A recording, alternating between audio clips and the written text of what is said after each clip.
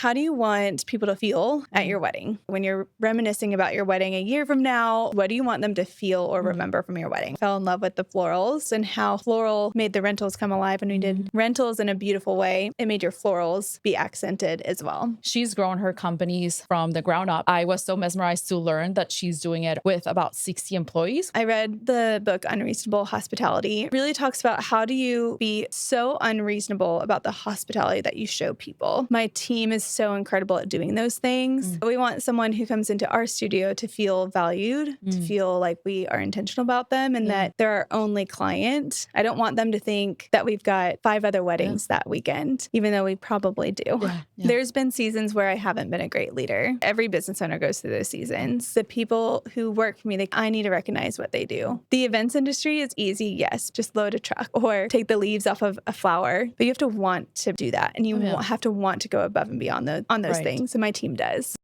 Behind every beautiful wedding is a story worth preserving. Hi, I'm your host, Andrea, founder of the nation's premier bouquet preservation studio. Through building that company, I've had a front row seat to thousands of weddings and the incredible professionals behind them. On Bridal Club, I bring you conversations with the experts shaping today's weddings. It's for couples planning their perfect day and the pros who make it happen. Welcome to the club, to Bridal Club. Welcome back to another episode of Bridal Club. I have Cam Petty with me today, and I am just so excited. She's a badass, guys. I actually just had lunch with Marcy Hubbard. She's like, you need to be friends with Cam. You need to learn her story because she's the real deal. Also talked to Persephone, and she said the exact same thing. Oh my gosh. She's grown her companies from the ground up. I was so mesmerized to learn that she's doing it on her own with about 60 employees, which I thought at the time that I had the most employees, I had 25, and I thought that was a lot. I cannot even imagine 60. So I am just so excited for us to unpack this conversation and learn more about her journey and how she does it all with kids. So Cam, thank you so much for being here today. Thanks for having me. I'm so excited. That's so fun to hear how other people are talking about me. Oh my gosh, I know. I just did Marcy's wedding, or her daughter's wedding at the Mason last month, and it was so gorgeous. And it was so fun to work with her just like on a client level. Yeah. It's fun to be with vendors that you see week in and week out. Yeah. And I feel like you guys are now friends. Yeah. We've been friends for a while. Yeah. Now it was fun to like full circle actually do a wedding with her. And we had the honor to preserve the flowers that you made for her. So we're so excited. Yeah, I know. We're so excited to actually create a piece that basically, I mean, you made it. We're just preserving it. Her daughter was over the moon about her flowers. Yeah. It's fun because certain brides cry over their flowers and certain brides are like, oh, it's so pretty, cool. And it's sometimes those responses were like, oh, you didn't give me the satisfaction that I was looking for. But Maddie was over the moon. Yeah, I saw the video. Fun. Oh my gosh, her reaction was priceless. And I can only imagine like how you feel because you put so much love and care into what you produce. Yeah. I really want to know how you started it all. Take me back to where it all began. Yeah. So it's funny because my dad is a business guy. He climbed the corporate ladder. My mom stayed at home. She was a nurse for a long time. I'm one of 4. And so at some point it got too expensive to pay for childcare for her to go to work than it was for her to stay home and raise us. And so we went through the school system. She raised us and took care of the home. And so she really found her joy from decorating the house, making dinners really special. We ate at home probably 5 to 6 times a week. And she always had something on the table. The placemat and the glassware and the flatware, everything was all done up almost every night. And so my dad said a long time ago, like when I was graduating high school, you would either be a really good lawyer, because at the time as a high school girl, I liked to argue. Yeah. He was like, you'd be a really good lawyer or a kindergarten teacher. And I said, I didn't want to go to law school, so I'm not going to do that. And I don't really want to be a kindergarten teacher. And so I thought, what's better than that? Being a wedding planner or in the wedding industry, you get to look at contracts, you get to negotiate with vendors, you get to also play into the emotions as like a teacher would, get to know families and get to know what they're doing. And so I started my career right out of high school. Wow. As a wedding planner while I was also working at David's Bridal. I eventually left David's Bridal and went to a little shop in Arizona that did bridal gowns. And so really just drank the Kool-Aid of just weddings in general right out of high school. Wow. And had friends that were getting married and they're like, hey, can you plan my wedding? And said, sure, let's do it. So I fell in love with weddings at a young age. And then I had one couple that she was actually going to law school and her husband was going off to seminary. It was in 2012, so it was very like DIY. And Etsy was not even around yet. Pinterest was kind of starting. And so it was all of those like Pinterest ideas that she wanted to come up with. After the wedding, she said, I don't know what to do with all of this stuff. Do you want it? And I was like, sure. I've got a couple more weddings that have your design. Like most weddings, I feel like there's like trends that happen and then they fade and new trends come about. And so I got all of her like rental decor, and then I started renting it out to my clients, and I really fell in love more than the coordination, the design of the weddings and how it came together and how the rentals paired with the florals and how all the vendors worked together on site to make something really beautiful come to life. And so I fell in love with the rentals and less with the coordinating. So in 2014, I got rid of the planning, finished out my clients, and really dove deep into rentals. My company first was named Beautiful Event Rentals. And that was until 2020. And then I transferred the name to Render, which is what it is today. Yeah, I love it. I feel like you're everywhere. Like as time goes by, I mean, I remember the first time that I heard about you, right? And I kind of like looked you up and I was like, oh my gosh, she's so talented. And I started following your companies. And then after that, it was like one event after another after another. I'm like, how is she doing it all? You've worked with really large scale productions with Nike, LinkedIn, Ralph Lauren, the Dallas Cowboys. Wow. Yeah, How do you feel about that? It's really cool. It's funny because I know those companies. I've worked with those companies and many more like them. And it's sometimes hard to like remember that's really cool. My sister-in-law, I think it was during 2020, she got married in October of 2020. And she felt kind of jaded by the wedding planning experience because it was not like the normal wedding planning experience. So she came to be a bride for a styled shoot that I did. She was a nurse at the time. And we were shooting, and I think she was standing out of the shot, and we were like looking at the tablescape or something. And she just like got glossy-eyed and like teared up. And she was like, this is so cool. Like, you get to do this for a living. And it made me really realize this is cool. Like, what we do is really beautiful. What we really do is bring together really incredible experiences for families and for companies too. And we forget how honoring that is, that we get that opportunity. And so hearing those, I'm like, yeah, we have. That's really cool. Yeah, it is actually really cool. And I like get what it. we actually do. Vicky here, our podcast producer, she kind of always reminds me to go back to my early years. You know, what would that person think about yourself right now, like 5 years later? And you're like, okay, yeah, I would be pretty proud. You know what I mean? But sometimes you're in the moment and you're trying to grow the company and doing more and more and more, which you can be carried away, that you forget how cool, as you said, and how proud we should be of ourselves. Yeah. So how old were you when you started planning? Like right up, well, I guess 18. you did. Yes. Yeah. That's crazy, Cam. Yeah. That's so I've crazy. technically been doing this for now almost 17 years. Isn't that insane? Which is wild. Yeah, because I you remember are so like young. 5, 6, 7 years in, all of the people that I was meeting at that time who are now retired from the industry, they're like, I've been doing this for 20 years. I'm like, 20 years? Yeah. That's a long time. I hope I'm in business at that point. And now I'm like just a handful of years shy of it. Yeah. And I feel like you're just getting started, and I'm so excited for you. And that's why I really wanted to have you on the show. I actually just spoke to Mary Wright Shaw. She was on the podcast earlier, and we were talking about how many people really are 30s, 40s, and they're already thinking about an exit plan. Whereas right now, I mean, just you said 17 years in, you're like, no, this is like where I want to be. And I'm so excited about what's happening and where you're taking your businesses. So let's go back to the rentals. What kind of rentals are you doing? Just so people can understand if, you know, they're planning a wedding. Well, there's so many different categories of rentals nowadays. There's linen rentals, there's standard rentals, there's decor rentals. So our company really prides itself on quality decor rentals. I care more about quality than necessarily quantity, although we are outgrowing our space because of quantity now.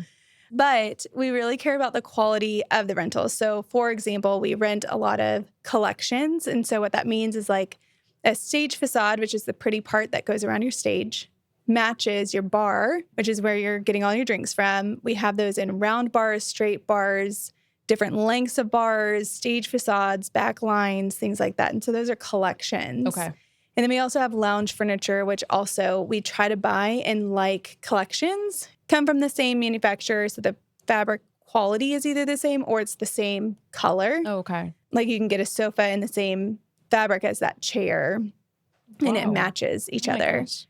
And it's high quality. It's things that you would find in a very high-end luxury home. They're not things that I'm buying overseas. They're things that I'm buying, well, you never know. They could be built overseas, but the quality is the luxury domestic quality that we have here in America.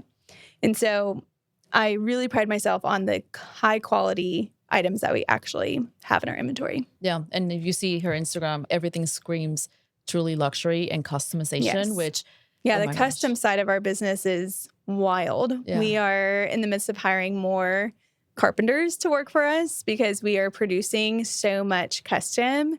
Wedding planners will reach out to us and they'll have an idea of what they want to execute and what they want to build or design. And it's completely new. Nobody has it.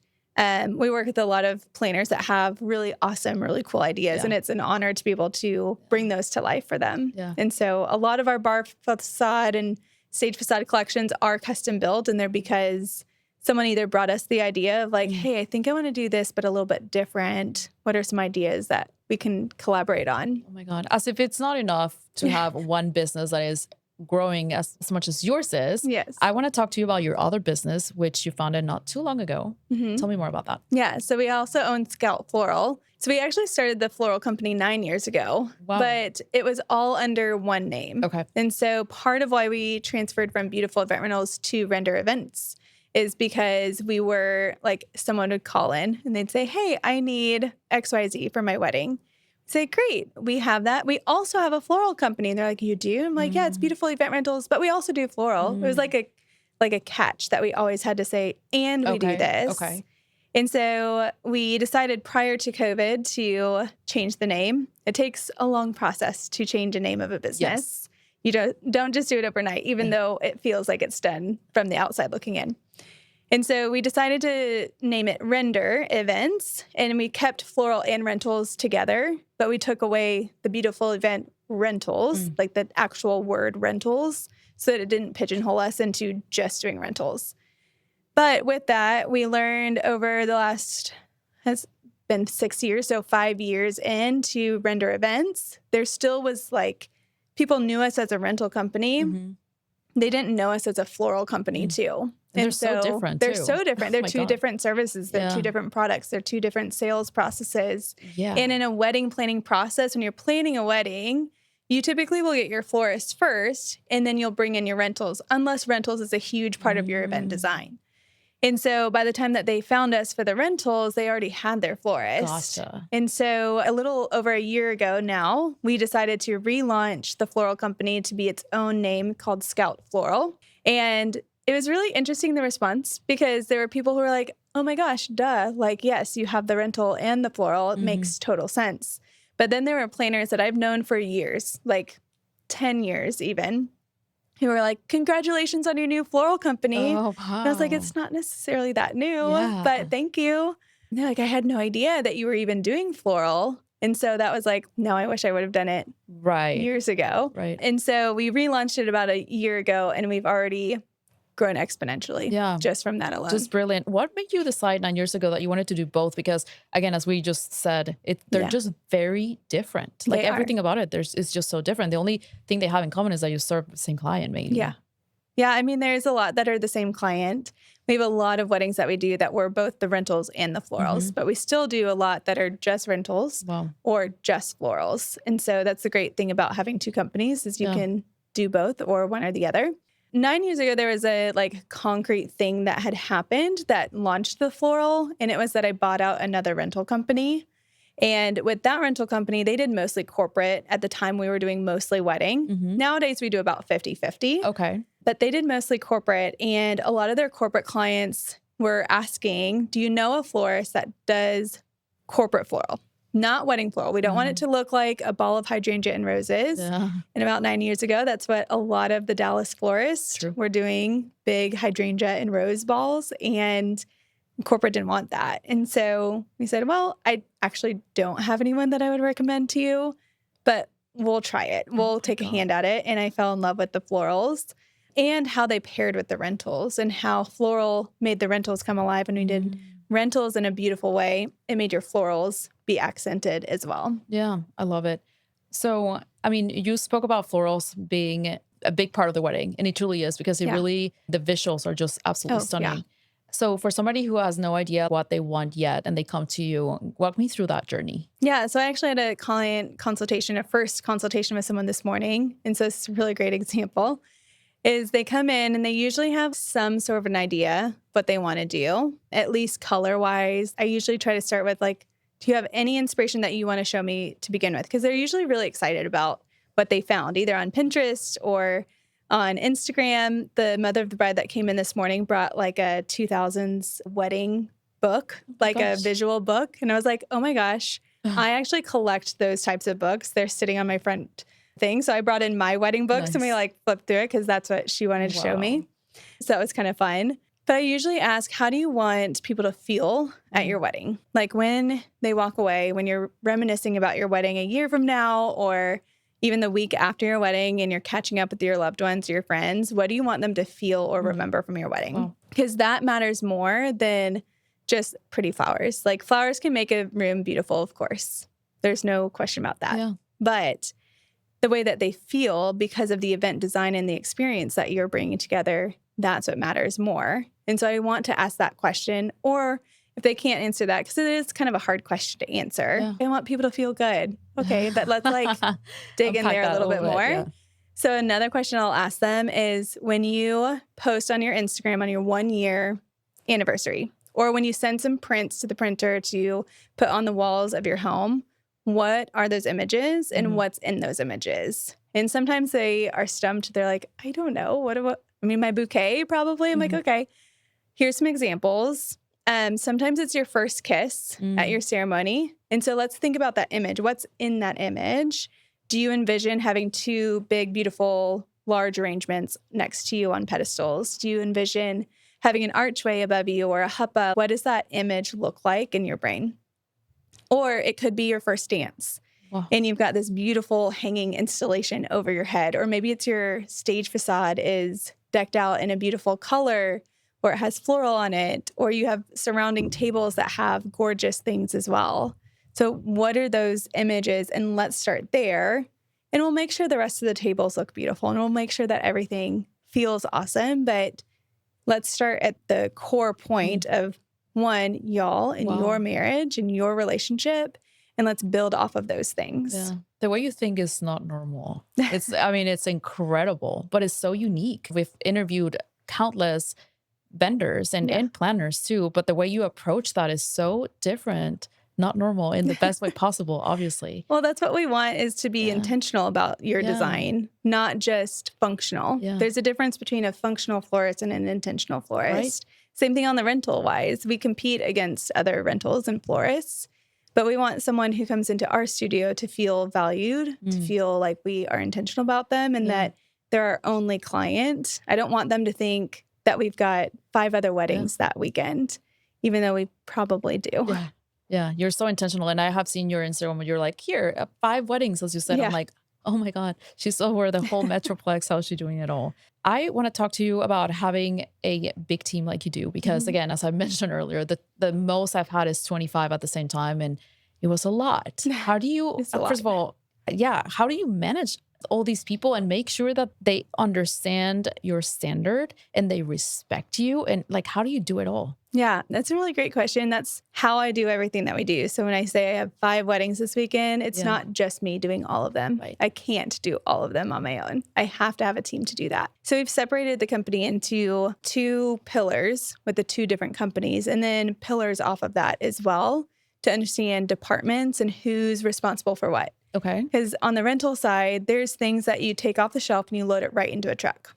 Like super simple, easy. But probably at least 50, if not 75% of what's on my shelves gets touched before it goes on a truck. Meaning it's going to come off the shelf. It's either going to be customized somehow. Maybe we're adding trim to it through the custom fabrication shop. Then it gets into our paint booth, and then it gets vinyled, and then it gets on the truck. And so I have departments for every single part of those steps, and they have their own managers. And so part of what I have built my own position within the company and continuing to refine what that looks like the more that we grow is that I am managing the managers and I am their direct line. And every single day, or as much as I can, I try to also go have little touch points with every single person who are at least working that day. Yeah. There's only been a handful of times that I've had 50 or more working at the same time, which becomes a real nightmare with cars and parking where we're at. Because I don't have a lot. Yeah, That's we know 50. that. Yeah. But I try to have these little touch points with them. And I have a lot of contractors and employees, and every payday I really try to, and I think I posted about this one time because I don't want it to feel conceited by any means, but I'll write their name as far as like who's getting the check. And then I try to find one thing that I either heard from another manager or I witnessed, and I try to do a little thank you to that. So What? like Sergio on my team, for example, on site, we bring little pints of paint when we custom paint your products because I know it's going from my paint booth, it's going to my loading dock, it's going to a box truck, it's going to a freight elevator, through tight hallways, and then it's in its spot. I know for sure that thing is going to be nicked and dinged at least once between paint booth and its final place. So we bring little pints of paint, and Sergio always, almost always, if he's on your order, he's going with a little paintbrush, and he's making sure every little nick and ding is all covered up. And so I'll write on his paycheck, hey, I saw you at that one wedding. You had the black paint and you were taking really good care of that bar. Thank you for doing that.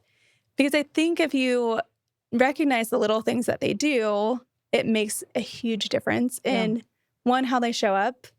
And the people that work for me, I have like multiple people that have worked for me for 3 to 5 or more years, which is uncommon in the rental industry. It's very common for people to switch around because it's manual labor. Yeah. It's in a hot warehouse. Yeah. It's brunt in work. Dallas, by the way. In Dallas. In Texas heat. They're probably dying of sweating right now. But if you don't recognize the little things, it's really hard for them to justify wanting to come to a sweaty warehouse or be in the back of a box truck unloading because they're the unloader, not the setter-upper inside the ballroom that's air conditioned. And so I really try to find at least one thing that I can be thankful for them for. And sometimes it's thank you for staying up till 2 a.m. and unloading that truck. That went a long way. Well, that says a lot about your character and obviously how you lead. I'm just like honestly out of words because I'm like, this girl, the organizational chart is very important, which is basically the pillars that you mentioned. And I know that because first I went to school for marketing. Like I graduated with a degree of marketing, and because I work at a corporate job for 7 years. You didn't work at a corporate job for 7 years. So it's just intuitive for you? I try to pick up things that other people do, not necessarily in the events industry. Okay. I used to be a part of a small business mastermind called Arte Syndicate with Andy Frizella and Ed Milet. I was a part of that for a couple of years. And the great thing about that is I think I was the only person in the entire organization that was in the wedding industry or events in general, like not even just weddings. And so we had local chapters, but then like a nationwide network of small business owners that was a shared Facebook page and all those things. And so I've tried to pick up little things that other people in other types of industries do and think about how can I apply that to my company? Everything is applicable. You just have to tweak a couple things. Yeah. And so when someone else did something, I was like, wait, I could maybe do that as well. I've also tried a lot of things and failed a lot of times in our business. And that's the thing that most people don't see, right? I mean, obviously they see the Instagram and they see all the pretty things and they're like, oh my God, she's killing it. She's growing. Yes, she is. But the number of times that you failed miserably, I bet. And you've been probably even in tears that they don't get to see. We're not going to post that stuff. No. We're not. There's many of those because I didn't go to college. Today, there are wedding classes or like tracks that you can take in college. 17 years ago, the options were travel and hospitality or hotels and catering. Yeah. I love to travel, but I didn't want to make a business out of traveling. Although nowadays that could be kind of nice.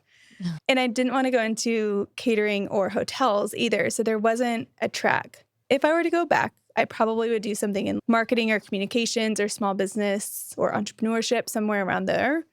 But I also feel like entrepreneurship and running a small business is a lot of not necessarily making it up as you go, but you try things. And if it doesn't work, you It's 100% pivot and you go somewhere experience. different. If you go with the intention that you know is not going to go exactly how you want, it's pretty cool because you're open to know that it's going to pivot, and you have to be open. Otherwise, you're going to fail miserably. Again, the fact that you're basically self-taught, like the best definition of self-taught is super incredible. You should be so There proud. also is conferences I've gone to. I've probably spent just as much money on a college education as I have in time listening to podcasts, going to conferences, going to networking events with awesome educators, and also just like failures that we've made and had to pay for those over the years. So I've probably spent just as much going to college. So that's actually one of the questions that I had for you. I see you at so many networking events and you doing a lot of sponsorships and you having a lot of friends in the industry and always with that beautiful smile of yours.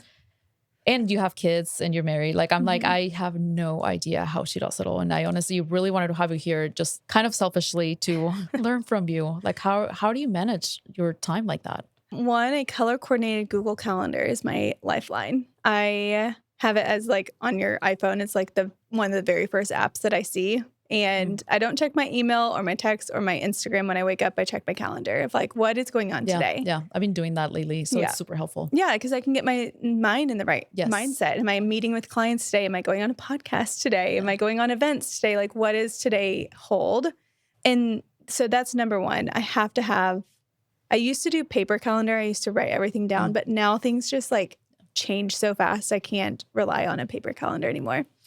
So Google Calendar, and then having an awesome team that has the responsibilities that if I always say, what happens if I'm not there? Like if something happens to me, if I get hit by a bus in a car accident, which we're gonna knock on wood. We're gonna knock on wood that doesn't happen. But if something happens, like will my business at minimum take care of the rest of the events that I've already booked? Yeah. If not, continue going on. Yeah.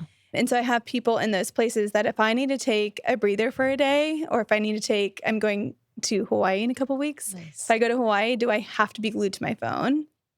And so I've put things in place within the business that allows me to go to networking events, because networking events can be 2 or 3 or 4 or 5 hours of a day.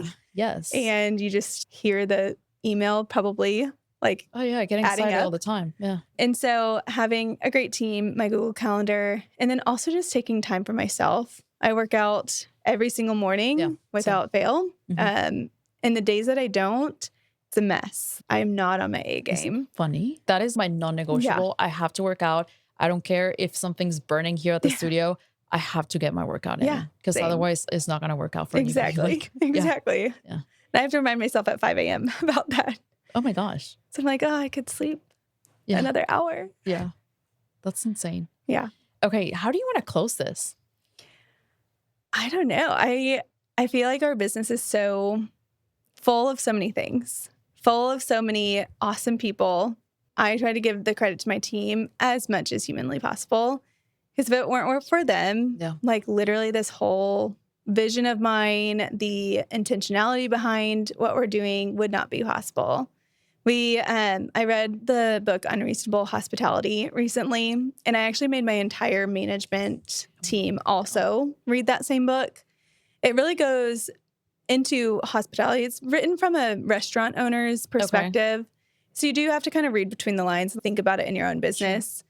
But it really talks about how do you be so unreasonable about the hospitality that you show people and go above and beyond for those people in what we do. And we're literally in the hospitality business. Yeah. And so it really was so good for my management team to read it, because now I have my team members who are already preemptively thinking about how can we go above and beyond. This order has these line items on it, but what can we add to it? What can we do to push that further?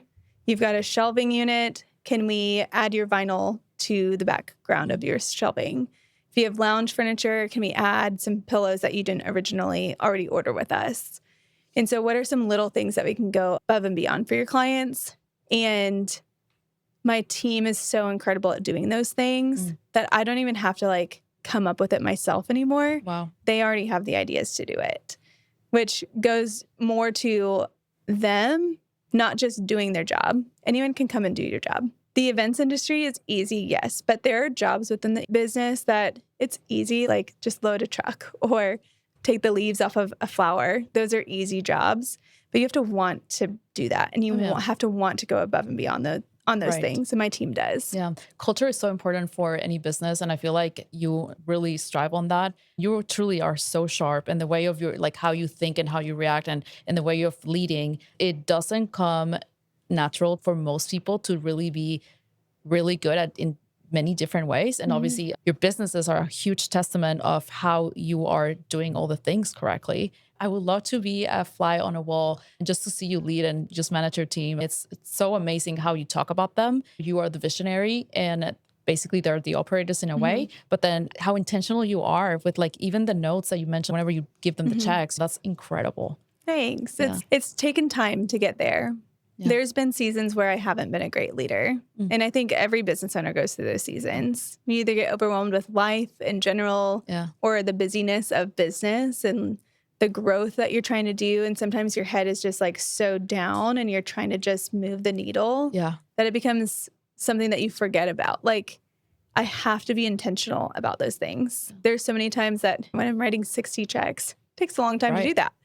And there's a lot of times I'm like, I could just get the checks out. But I also have to think the people who work for me, they come here and I need to recognize what they do because it does suck, some of the things that they have to do. Yeah, true. Yeah. I'm writing a lot of notes, but I cannot wait to listen to this episode once it airs because I'm learning so much. So thank you again so much for being here today. And thank you for having me. Yes, this has been so much fun. And I really want to take you to lunch or something because I want to get to know you more. You've built incredible brands, as we mentioned, but people really look up to you. And as I said, I just knew that I had to have you here so people learn more about your story. And honestly, because I wanted to learn more as well. So where can people find you and connect with you and hire you to do their weddings? Yeah, I have actually 3 Instagrams. I have 2 for the business, and then I have my own personal. Mine is by Cam Alexandra. It's really just my perspective into my businesses and what I look for. Then I have Render Event Decor. It's at therender.events. It's actually funny. There was someone who said, I see that you've only been in business for a few years. So our Instagram got hacked a few years ago. Oh my God. They wanted like $25,000 to get our Instagram back. What? I said, no, I'm not going to do that. I also wasn't Meta verified, so I couldn't get a hold of Instagram. So we lost 12 years of Instagram. When was this? Was terrible. I think it was 2 or 3 years ago now. So it's been a long time to get our followers back. Yeah. But you can see like when an Instagram started. So it's just like a funny comment that I had never heard that before. Someone was like, I see that you started. You should have like EST, in the year on your bio. I should now. Yeah. Mary Wright, as I mentioned, she was here earlier. She had the exact same experience. And I mean, she talked about it on the podcast too. So I'm so glad we're touching base on this because it's so important to be verified. And it sucks that you have to pay for that. Right. It really does, for you to be able to not be hacked. Right. But the fact that Instagram is so important for our business, especially in this industry, you guys, if you are a vendor, because I know a lot of vendors listen to this, make sure that you do that right this second to make sure you don't go through all the things. So. It is hard as a business because Meta Verified wants you to have your driver's license to verify that you are, but your Instagram name has to match what your license is. Yeah. How do you have it? There, you have to reach out to Instagram and say that you have a business account and you're trying to get business verified. There's a difference between personal verified and business verified. And so you have to differentiate the two. Yeah. Because I was like, I don't want my name specifically. I know. Yeah. Otherwise, it would be Events by Cam or something. Yeah. I think because it's DV Andrea or Designs by Andrea, I think that's how I was able to do it. But that's good to know. So like my name is not in my business name. And the Floral.